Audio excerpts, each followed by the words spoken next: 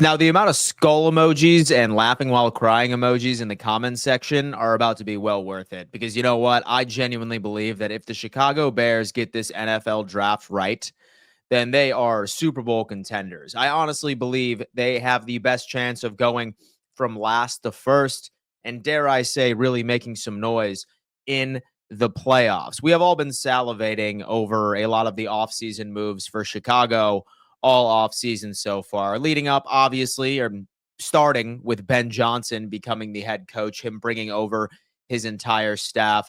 Now the city of Chicago has a little bit of hope that maybe he can fix Caleb Williams and this offense. The overall team culture, Ben Johnson has really been making some noise. And honestly, just looking at free agency, folks, I don't think anybody watching this video right now can deny that Ben Johnson is probably one of the most self-aware head coaches. Ryan Poles is one of the most self-aware GMs in all of the game. And I have to give them credit for it. So many teams I've seen in the past have glaring holes, but for some reason, they just ultimately ended up ignoring it. Not the Chicago Bears. Last year, I think that all Bears fans watching this or anybody watching from the outside in can admit half of the reason why Chicago did not live up to expectations had to do with the fact that Caleb Williams could not get protection. He was on his ass almost each and every single snap of his rookie career. And what made it even more amazing was the fact that he was still able to protect the football for the most part. But as we remember, the Chicago Bears team brings in 3 interior offensive linemen back to back to back. One trade for Jonah Jackson previously on the LA Rams. Joe Tooney, a multiple Pro Bowl guard that can move all over the line, by the way. He's played center, left guard, right guard. He is an absolute Swiss Army knife. And then Drew Dalman as well. The biggest issue for the Chicago Bears in 2024 was addressed in literally less than 48 hours during the free agency period. And I don't think people can be upset about it. On top of that, and you bring in a Grady Jarrett, a defensive tackle, this Chicago Bears team, based off of free agency, can have the perfect offseason as long as they do this draft, as long as they hit a home run in this damn NFL draft. And guess what? We are going to do a mock draft for this team. I know a lot of Chicago Bears fans are probably already saying, oh, man, we got to get Ashton Genty. First off, let's see exactly how the board falls. But again, guys, you have addressed a lot of the issues that you had in 2024, a lot of the glaring holes. And quite frankly, I think it's going to be pretty hard to miss on the draft for the Bears. Now, right before we dive into this mock draft, folks, giant shout out to BetUS, #1 sports book on the face of the planet when it comes into everything and anything sports. And they currently have all NBA lines, all hockey, all Major League Baseball lines, including predicting the remainder of the NFL offseason, such as landing spots in the draft and also for the remainder of free agency. Use code YouTube150, and that gets you a 150 deposit match, a 150% deposit match all the way up to $2,000, and 125% deposit match with your second and your third deposit. But guys, I'll tell you what, this mock draft for the Chicago Bears, and obviously I'm not even a Chicago Bears fan. I have no idea why I've been putting this much effort into the situation, but hear me out. Oh my God, hear me out. Listen, we're just going to do a little 5 round because that's really all I think matters at this point. All right. A lot that we can do here. I am not going to trade up. I am going to sit right at pick number 10, depending, of course, if teams are looking to trade up. Maybe I acquire a bit more capital. As you can see, we have no shortage of picks. But without further ado, let's see how the board would have fallen if, for example, the Chicago Bears were making this happen. All right. So had Cam Ward, you had Travis Hunter, you had Membu, you had Abdul Carter, you had Ashton Genty go at pick number 5 to the Jacksonville Jaguars, which is absolutely insane. But here we are.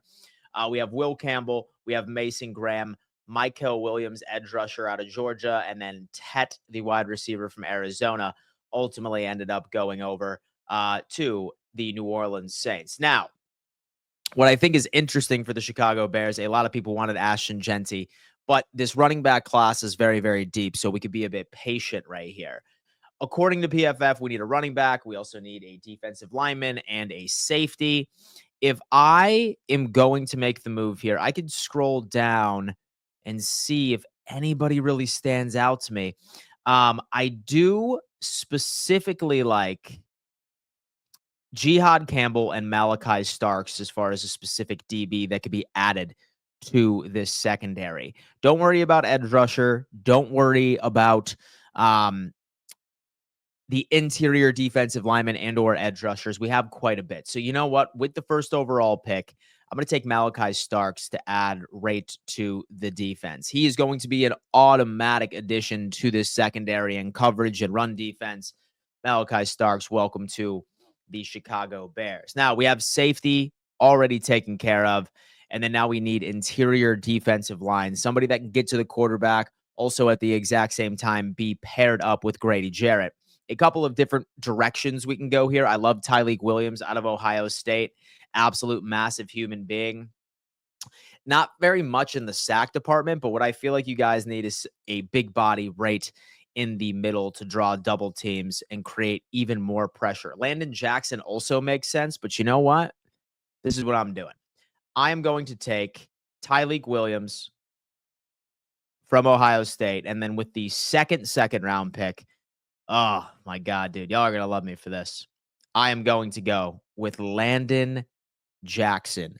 Edge rusher, man, the trenches over in Chicago are looking absolutely insane. So right now you have running back. We already have not addressed running back as of yet. Excuse me. I spoke too soon. We're going to go ahead and check this bad boy out right now. You have RJ Harvey, you have Gideons, you have Jaden Blue, who is interesting, but all of these guys are a bit late. I'm going to double check on Harvey and see if this makes any sense. 5'9". I want somebody with a bit more size for the Chicago Bears here. What I'm going to do with this is it sounds like offensive line has already been taken care of. So with that being said, I'm going to go Benjamin Morrison, a corner out of Notre Dame, pair him alongside with Jalen Johnson. Defense is looking absolutely scary. Let's continue and see where our good friends are. The Chicago Bears are sitting at the draft here. Pick 148. I'll tell you what. I'm going to double check and see if we could find a Keenan Allen replacement right here. Had Isaac Tesla, who is intriguing. He had the speed out at the Senior Bowl. 6'4", 217 pounds. He could potentially be a guy that we could bring in. 164. Let me double check and see if there's anything else that we could do here. Quinn Ewers for a backup quarterback. I think Bears fans would be freaking out. But at this point, I do kind of want to go best player available. So I think Mitchell Evans, tight ends. Khalil Mullings is going to the Chicago Bears at the running back position. All right. Who knows? I promise you, behind that offensive line in Chicago, any running back is going to do well. Right over here, this is the mock draft, and this is the grade from PFF. You have Malachi Starks, you have Tyleik Williams, Landon Jackson, Benjamin Morrison, and then Khalil Mullings. I'm sorry I couldn't get you Ashton Genty. It's just how the board fell. Now, folks, I have a lot of praise for what Ben Johnson is doing to the Chicago Bears organization. And quite frankly, I think it's going to be very hard to miss on the NFL draft as long as you just end up adding that last piece in the secondary, one more piece on the defensive line. As long as these players stay healthy, I think the sky is the limit for the Chicago Bears. Ladies and gentlemen, thank you so much for tuning in to another edition of the Dan Mitchell Show. Make sure you subscribe to the channel and turn on bell notifications so you never miss an episode. Like this video, and until next time, we will see you then.